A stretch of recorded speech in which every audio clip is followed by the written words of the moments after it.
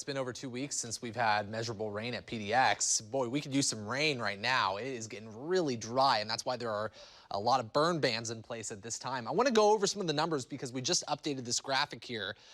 So far, the heat wave has brought temperatures into the 90s for a couple of afternoons, 92 on Sunday, 99 on Monday. Those were not record highs, but a little while ago, we said we tied a record high. Well, we just updated this graphic. We have officially set a new record high for today's date at 101 degrees at PDX.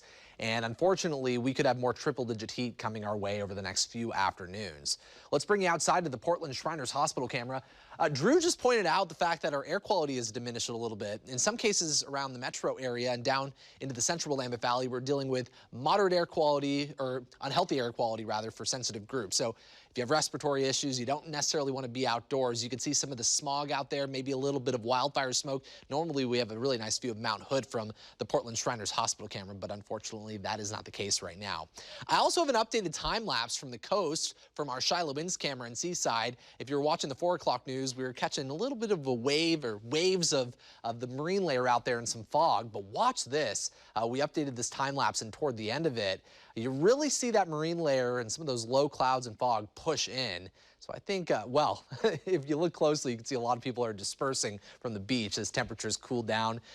Temperatures now are dipping into the low 60s in Astoria, upper 60s still in Tillamook, but we're in the mid to upper 50s in Newport. Contrast that to Salem, which is at 102 degrees. A big difference in temperatures from the coast into our western valleys. And the hottest temperature is still in the Dalles at 110 degrees. A scorching hot day on the east end of the Columbia River Gorge. There's the marine layer, but other than that, there aren't many clouds across the Pacific Northwest. We do have a few clouds sneaking in with that southerly flow.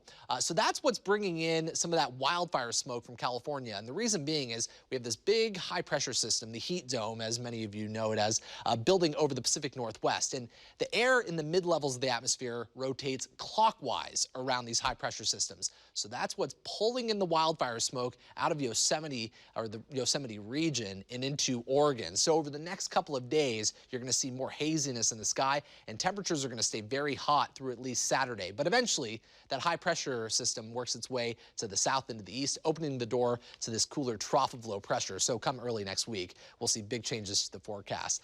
You'll definitely want to download our Fox 12 weather app. You can just scan the QR code here. We're sending alerts to your phones, updates on the air quality. Of course, when we get into wintertime, we'll be sending updates regarding wintertime weather. But at this point, it's all about the heat, with triple-digit heat expected through at least Friday, upper 90s Saturday. Overnight lows are going to be warm.